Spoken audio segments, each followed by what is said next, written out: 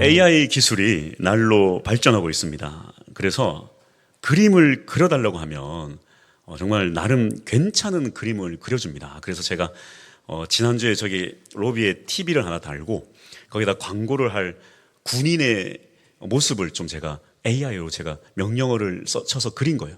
군인이 행군하는 모습 보여줘. 아니야, 다리만 크게 그려야 돼. 여기에 먼지가 좀 일어났으면 좋겠어. 그리고 뒷모습을 그려줘. 역광이 필요해. 역광으로 해줘. 예. 그렇게 해서 딱 명령을 계속 했더니 꽤 멋진 그림을 만들어줘서 제가 딱 광고로 썼습니다. 예. 참 그림 그리는 재미가 솔솔한데요. 제가 또 이렇게 좀 하다 보니까 특이한 점을 발견을 했습니다. 그냥 일반적으로 해외에서도 생각하는 그런 한국인의 전형적인 여성의 모습만을 잘 그리길래 제가 매우 현실적인 평범한 한국인 여성을 좀 그려줘 이랬더니 어떻게 그렸을까요? 한번 보여주시겠어요? 네, 이게 매우 현실적인 평범한 한국인 여성을 그려줘 했더니 이렇게 그린 거예요. 그래서 다시 일반적인 해외에서 눈에 보이는 한국의 이미지 여성상을 그려줘 했더니 또 어떻게 그렸을까요? 이렇게 그린 거예요. 네, 제가 볼 땐 여러분들이 더 아름다우십니다. 예, 전혀 위로가 안 되는 것 같아요. 그렇습니다. 외국인들 눈에 그려진 한국 여성의 모습이 이렇습니다. 네, 이 성형에 집착하는 나라라는 이미지가 좀 강하다고 하더라고요. 네, 어떻습니까? 이 성형이라는 게 참 무서운 것이 아무리 예뻐지더라도 만족이 안 된다는 거예요. 네, 만족이 끝이 없고 둔화되고 또 예뻐짐으로 얻는 쾌락은 금방 적응하고 사라진다는 것입니다. 여러분, 이 심리학에서 말하는 쾌락 적응이라는 개념이 있습니다. 간절히 원하는 것을 막상 갖고 나니까 별로 재미가 없는 거예요. 별로 행복하지가 않아요. 그걸 가지면 참 행복할 줄 알았는데 그러지 않더라는 거죠. 이게 쾌락 적응인데요. 이러한 쾌락에 빠지기 시작하면 원하는 것을 얻으려고는 하지만 막상 그것을 얻고 나면 행복의 시간이 계속 짧아진다는 거예요. 예. 여러분, 쇼핑 중독이 이렇게 시작됩니다. 쇼핑이 중독되면 어떻습니까? 원하는 걸 가지려고 해서 구입을 해요. 그걸 기다리는 동안 참 행복합니다. 언제 오려나. 근데 막상 그걸 딱 도착해서 박스를 열고 가지는 순간 그 행복이 사라져버리는 거예요. 이게 바로 이 쾌락 적응입니다. 이 세상에는 무엇을 얻어야 행복할 수 있을까요? 무엇을 얻어야 행복할 수 있을까요? 무엇을 얻고 나면 얼마나 그 행복이 지속될까요? 더 가치 있는 일에 헌신할 수 있는 우리 모두가 될 수 있길 축복합니다. 할렐루야. 후회하지 않는 가장 큰 기쁨을 얻는 우리 모두가 됩시다. 그 일은 과연 무엇일까요? 저도 보니까 뭘 얻는다고 해서 뭐 좋은 집을 얻고 좋은 차를 얻는다고 해서 그 기쁨이 오래가지 않지만 가장 기쁜 일 중에 하나가 뭐냐면 생명을 잉태하고 귀한 자녀가 자라나는 것만큼 가치 있고 기쁜 일이 없더라는 거예요. 우리의 영적인 기쁨도 마찬가지입니다. 가장 가치 있는 일은 무엇인가? 한 영혼, 한 생명을 품고 잉태하고 또 그 믿음이 그 사람이 믿음의 사람으로 자라나는 것을 보는 것만큼 이 신앙적인 기쁨, 믿음의 기쁨을 누리는 것이 없어요. 이것보다 더 큰 기쁨이 어디 있겠습니까? 우리의 신앙생활에서. 그래서 우리는 이러한 가치, 이러한 기쁨을 다시 되찾아야 됩니다. 무엇보다도 교회들의 잘못된 가치관, 우리 성도의 잘못된 가치관을 내려놓고 본질적인 사명에 충실해야 돼요. 교회는 구원받은 사람들이 모여서 우리끼리 즐기고 구원을 즐기는 것으로 끝나는 사람들의 모임이 교회가 아닙니다. 교회는 복음을 전해야 돼요. 새로운 생명이 이곳에서 예수를 믿고 새롭게 생명을 얻는 영혼들이 날로 많아져야 하는 것이 바로 교회입니다. 이것을 회복해야 돼요. 이것을.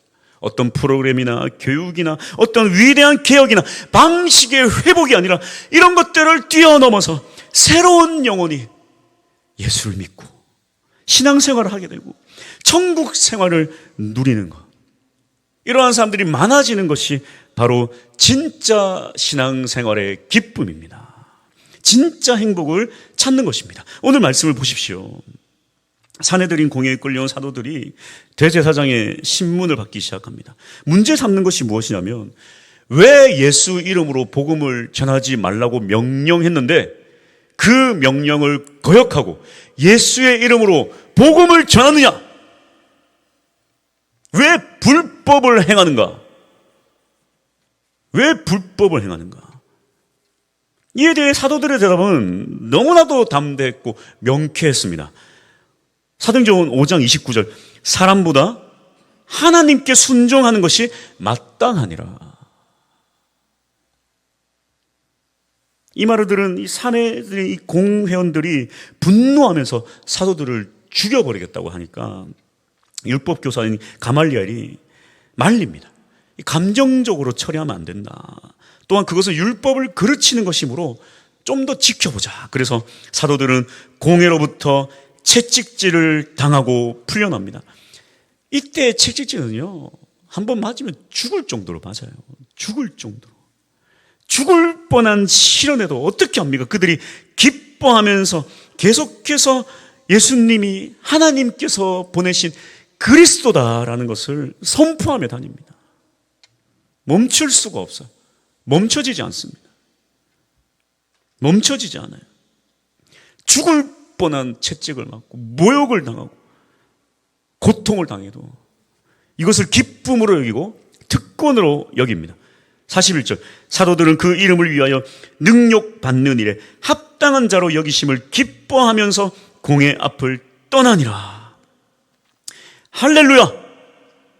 그들의 반응이 무엇인가? 기쁨입니다. 기쁨이. 기쁨이.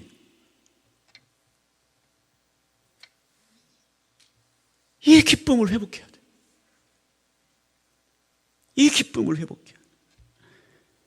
예수님께서 이 기쁨을 위해 천하보다 귀한 생명을 살리는 것, 이 기쁨을 위해 이 땅에 오셔서 십자가를 지셨습니다. 이를 위해 하나님은 독생자 그리스도 예수 그 아들을 이 땅에 보내셨습니다. 그리고 예수의 제자들은 두들겨 맞고 감옥에 갇히고 채찍을 맞으면서도 여전히 복음을 전했습니다. 이 기쁨을 위해. 42절, 그들이 날마다 성전에 있든지 집에 있든지 예수는 그리스도라고 가르치기와 전도하기를 그치지 아니하니라. 이 42절만 보더라도 여러분 이 초대교회의 특징을 엿볼 수 있잖아요. 모든 성도들이 다 전도자예요.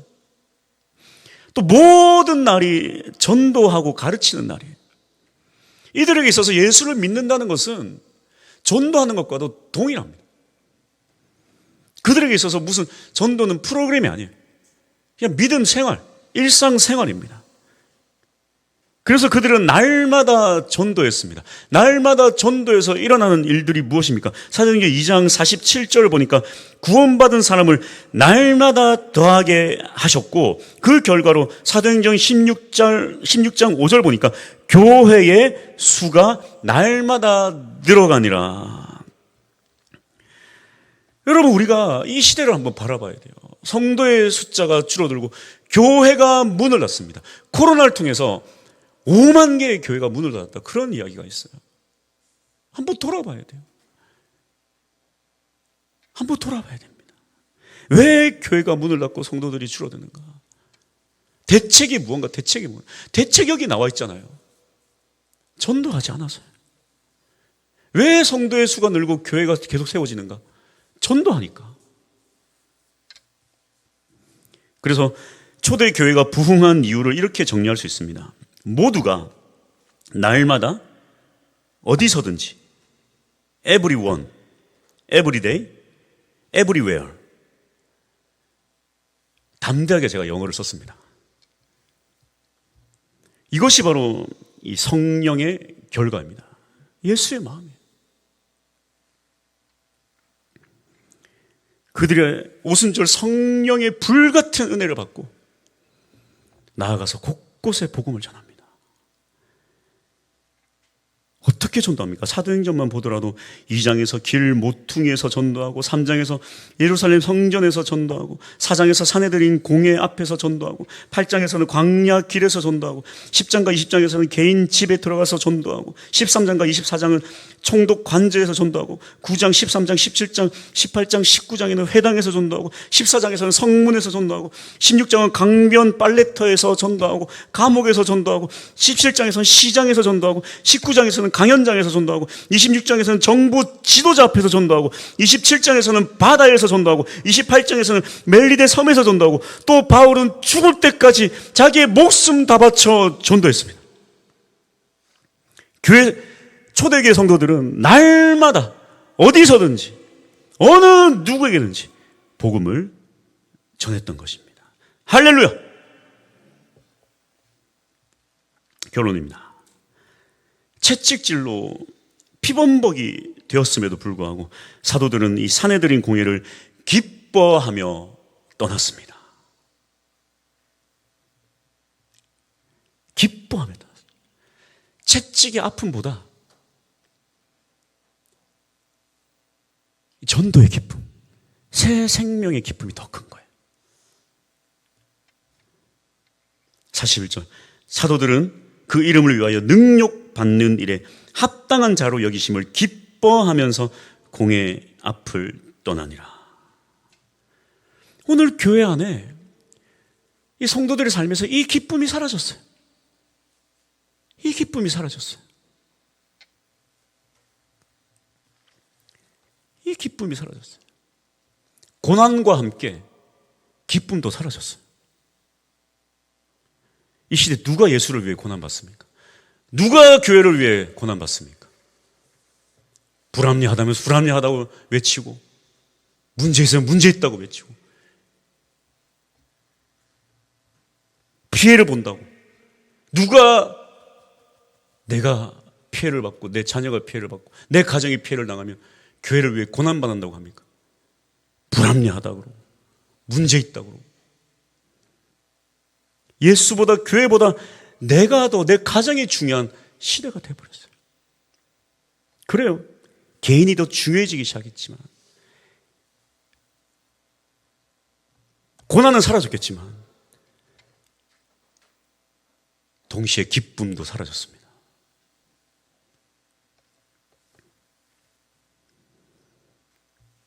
예수를 믿어도 기쁘지가 않아요. 그래서 그 기쁨을 채우려고 무엇을 합니까?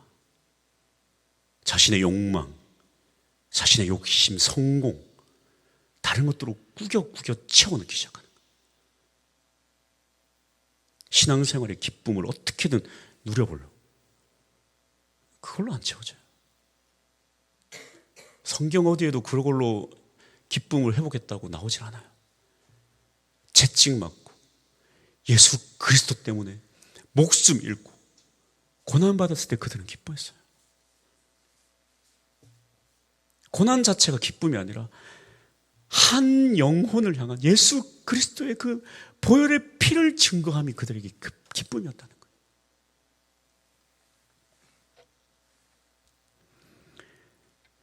스스로 한번 돌아봅시다. 예수로 인한 고난, 이 복음을 전함으로 인해 받았던 고난과 불합리함이 언제 내가 그런 일들을 겪었는지 한번 스스로 한번 돌아봅시다. 언제 겪었습니까? 지금 그런 거 겪고 계세요? 간편하게 예수를 믿지 않습니까?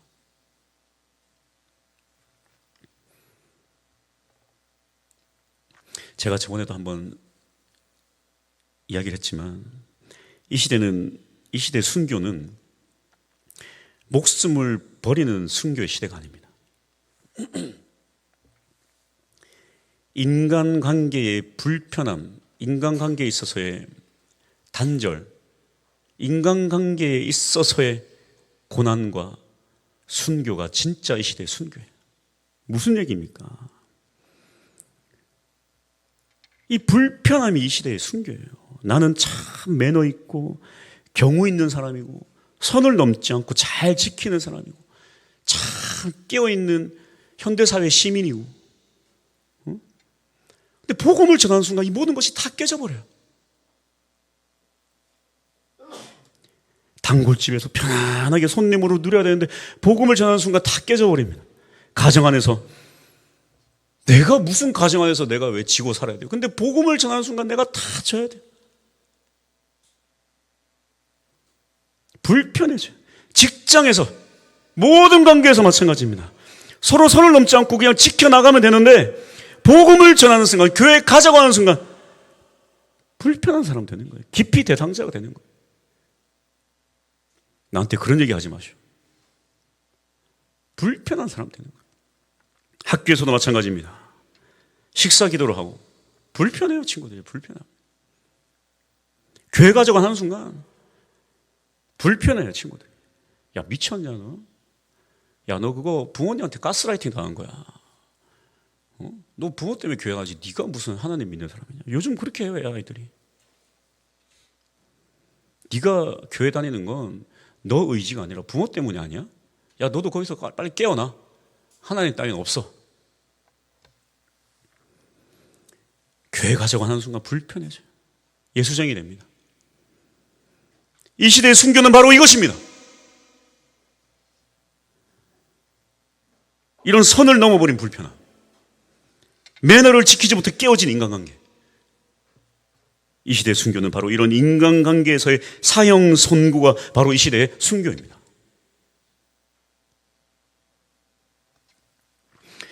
근데 여러분 그거 아십니까?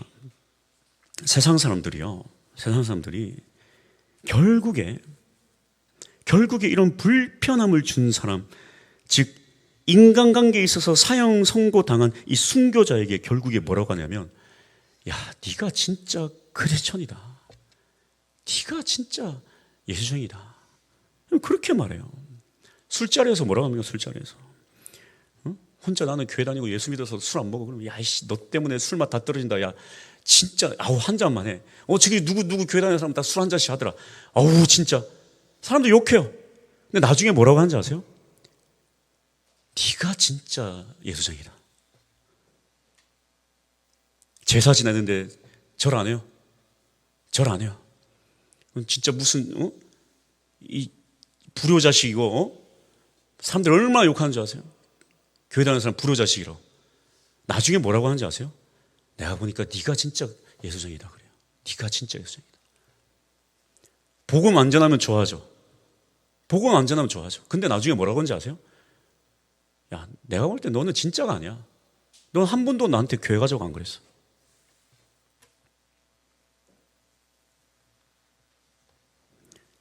세상이 그래요, 세상이. 너 전도하기만 해봐, 나한테 아주. 우리 사이 끝이야, 경고를 해도 나중에 뭐라 그런지 아세요? 야, 네가 진짜 교회 다니는 사람이구나. 가수 엄정화가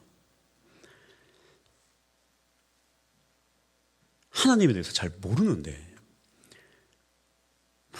이제 참 힘들잖아요. 그런 연예계 생활하면서 얼마나 힘들겠어요. 갑자기 막 하나님이 자꾸 생각이 나더래요. 하나님이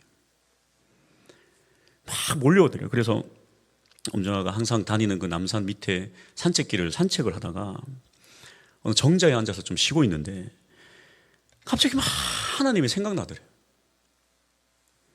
그래서 느닷없이 막 하나님을 만나고 싶더래요. 그래서 막 너무 간절하게 그런 마음이 드니까 내가 길을 가다가 교회가 보이면 내가 들어가서 기도를 좀 해야 되겠다. 그런데 하필 또 그렇게 십자가가 많은데, 우리나라 교회가 그렇게 많은데 하필 그때는 교회가 하나도 안 보이더래요. 그러면서 그가 어떤 마음이 드냐면, 왜 사람들은 나한테 전도를 안 할까? 왜 나한테 그 누구도 교회 가자고 안 했을까? 나는 정말 하나님 만나고 싶은데 나보고 어쩌라는 건가? 근데 세상에 그때 딱 친구한테 전화가 온 거예요. 그 친구가 누구냐면 정말 친한 친구, 어릴 때부터의 친구, 신앙생활 참 잘하는 친구인데 항상 편지도 주고받고, 세상에 그 친구가 그때 하필 전화가 온 거예요. 그 친구를 전화기를 붙잡고 막 우니까 이 친구가 너 왜 그래? 너 왜 그러니? 그러니까 내가 하나님 만나고 싶은데 어떻게 될지 모르겠어. 그러니까 그 친구가 야, 너 왜 그러냐? 갑자기 왜, 너 그런 애 아니잖아. 근데 막 하나님 만나고 싶다 그러니까 이 친구가 그래, 맞아. 그 하나님 주는 마음 맞아. 너 예수님 믿어야 너 구원받아. 예수님 믿어야 천국 가. 너 영접 기도했니? 아, 나 그런 거 뭔지 몰라. 너 일로 와봐. 너 전화로 하나, 전화로. 대전에 사는 친구인데 너 어디 조용한 데로 가봐. 그 내가 시키는 대로 따라해. 거기서 전화로 영접 기도하고 예수를 믿은 거 아니에요. 엄정아가 그런 거예요. 그 누구도 자기한테 전도를 안 하더래요. 그 누구도 전도를 안 하더래요. 물론 그가 하나님 필요 없을 때 전도했으면 불편해졌겠지만 차라리 그 불편함을 통해서라도 전도를 했다면 정말 하나님 필요할 때 그때 그 사람의 생각이 나겠죠. 이거예요. 이거. 인간은 하나님 없이 행복해질 수가 없기 때문에 우리에겐 반드시 영혼을 향한 전도가 필요합니다. 평생 매너 있게 살면 뭐합니까? 평생 매너 있게 살면 뭐예요? 여러분, 남자들이 남편이라고 해서 남편 들어서 남편이라고 그러잖아요. 자기 집안 편 안 들고 맨날 남들 편 든다고. 맨날 남들 편 들고 살아봐 뭐예요? 나중에 남는 건 자기 마누라밖에 없지 않습니까? 자기 가족밖에 없잖아요. 모든 사람들한테 이렇게 매너 있고 착하게 살면 뭐예요? 나중에 남는 건 주님밖에 없는데. 예? 나중에 죽어서 우리가 갈 때는 주님밖에 없어요. 그 매너 있게 잘했던 사람 내 곁에 남지 않습니다.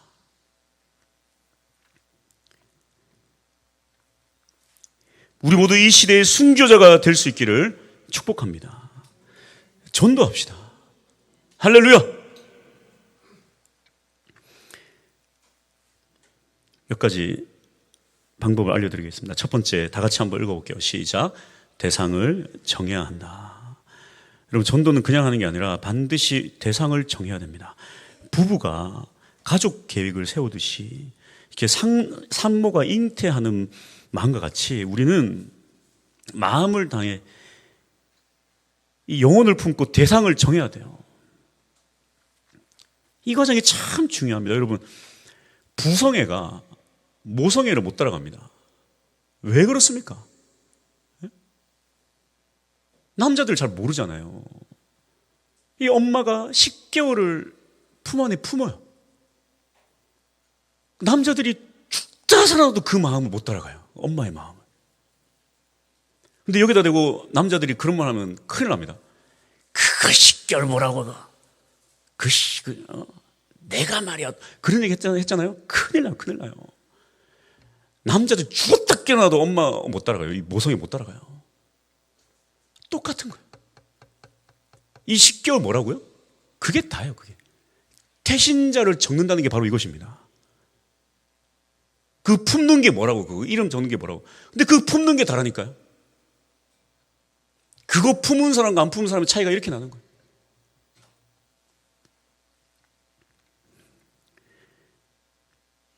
특히나 우리가 하나님이 예비한 사람이 누군지 모르기 때문에 할 수 있으면 폭넓게 적으십시오, 여러분. 나는 이 사람을 위해서 계속 기도하고 전도를 했는데 느닷없이 이 사람이 교회 오기도 합니다. 알고 봤더니 이 사람이 가장 필요했던 사람이고, 몰라요. 우리는 몰라요. 우리는 할 수 있는 대로 전도를 해야 됩니다. 대상을 반드시 정하셔야 돼요. 그래야 기도할 수 있는 거예요. 아이가 잉태되면 이 아이를 위해서 온 집안을 다 엎어버리지 않습니까? 바뀌어야 돼요. 그런 방법은 대상자를 정하고 기도하는 것입니다. 두 번째, 다 같이 읽어봅시다. 시작. 사랑과 관심으로 섬기라. 대신자를 삼았다면 이제 조금씩 불편해져야 됩니다. 친구가 되고 섬기고 이야기 들어주고 사랑하고 베풀고 대접하고, 어린 아기가 모태에서 10개월 동안 어머니의 영양 공급을 받으며 자라나듯이 아직 출산도 안 해서 어떻게 생겼는지도 모르고 어떤 사람인지도 모르지만 이 안에 생명이 잉태된 것처럼 우리가 태신자를 정하면요, 그 태신자를 위해 기도하고 사랑과 관심으로 정성을 다해야 돼요.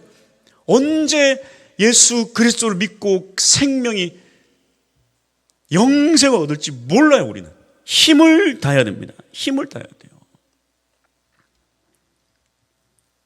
세 번째, 다 같이 한번 읽어봅시다. 시작. 교회로 초대해 복음을 듣게 하라. 자, 여기까지가 우리가 할 수 있는 일입니다. 태신자를 삼고 또 정성을 다하고 그 다음에 교회로 데리고 와야 됩니다.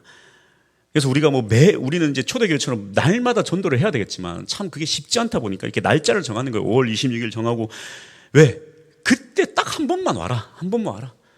한 번 오면 넌 영원히 교회 와야 돼. 빠지면 죽어. 이렇게 하면 안 오니까 한 번만 와라 하면 이게 여기까지가 우리가 해야 될 일이에요. 왔어요. 복음을 들어요. 믿음이 생겨나는 건 우리가 할 일이 아닙니다. 그건 하나님이 하시는 일이에요. 우리가 해야 될 일은 뭐냐? 그냥 힘을 다해 한 번 데리고 오는 거예요. 복음을 듣게 하는 거예요. 여기까지가 우리가 해야 될 사명입니다. 여기까지가. 그 다음은 하나님 하시는 거예요. 그 다음.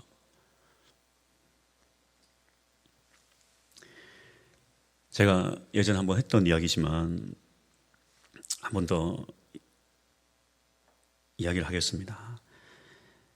제가 초등학생 100명을 담당했을 때였는데 그 아이들 1학년부터 6학년 아이들을 데리고 2박 3일 수련회를 다녀왔습니다. 그 아이들 다 데리고 와서 이제 다 안전하게 집으로 보내고 있는데 도중에 한 아이의 엄마한테 연락이 왔어요.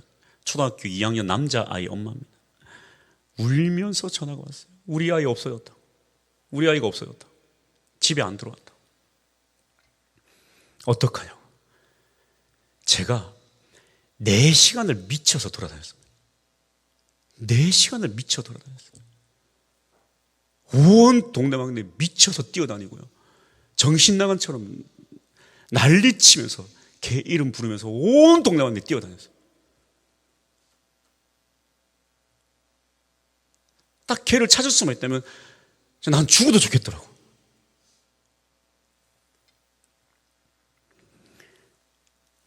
나머지 99명 애들 안중에도 없어요. 반드시 이 아이를 찾아야 돼. 반드시. 차라리 내가 죽더라도 이 아이를 좀 찾았으면 좋겠다. 나중에 보니까 이 아이가 집에 딱 갔더니 엄마가 이제 일 갔다가 아이가 오면 오려고 했는데 좀 시간이 안 맞아서 아이가 먼저 갔더니 아무도 집에 없어서 친구 집에 놀러 간 거예요. 근데 수련회 갔다 오니까 피곤하니까 친구랑 놀려고 친구 집에 갔다 거기서 잠든 거예요.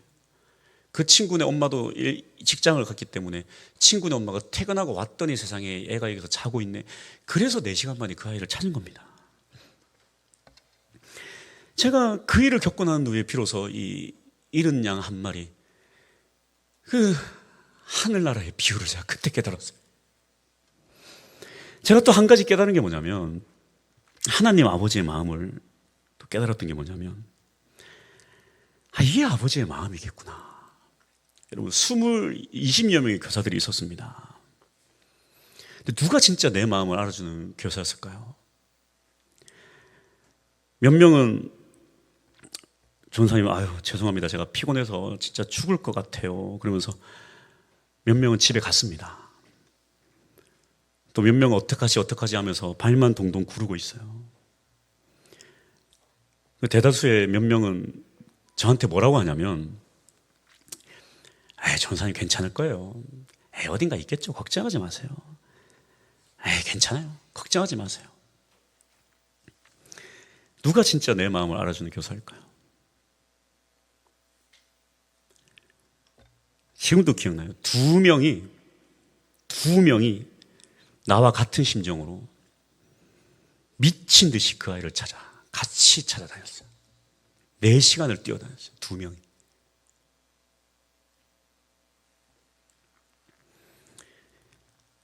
나의 이 애타는 마음을 알아주는 교사가 딱 2명 있더라고요.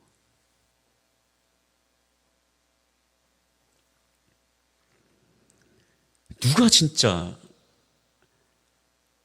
하나님의 사명자인가?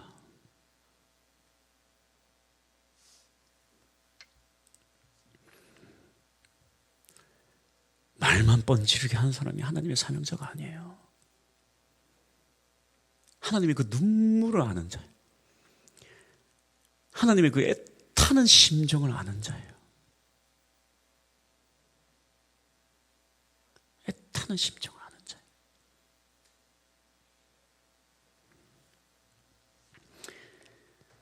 오늘은 고난주일입니다. 고난주가 무엇을 묵상하고 무엇을 바라봐야 할까요?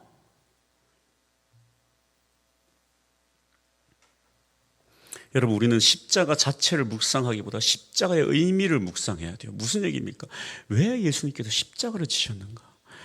왜 하나님 아버지가 독생자 예수 그리스도를 이 땅에 보내주셔서 그 모진 고통을 당하게 하셨는가? 그 고통 자체를 묵상하기보다 왜 그랬는가를 생각해야 돼요. 그 하나님 아버지의 마음을 우리는 묵상해야 돼요. 하나님 아버지는 한 영혼 때문에 울면서 자신의 모든 것인 그 독생자 예수를 우리에게 보내주셨는데, 그 마음을 붙잡고 살아가는 게 진짜 십자가 묵상 아닙니까? 그 애타는 마음을 좀 알아주는 게 진짜 십자가 묵상이 아니에요.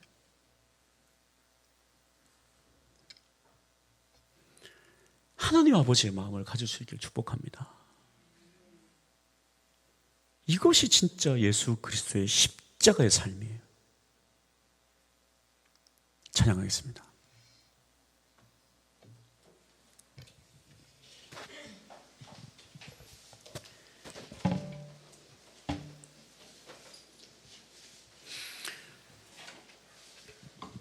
찬양하면서 우리 하나님 아버지의 마음을 좀 알았으면 좋겠습니다. 하나님의 마음이 내 마음 되게 해주시고, 하나님 아버지의 눈물이 내 눈물 되게 해주시고, 하나님 아버지의 애가 타고 애가 녹는 그 고통 절규, 그 마음이 내 마음 되게 하옵소서. 이것이 바로 십자가입니다. 이것이 바로 십자가의 삶입니다.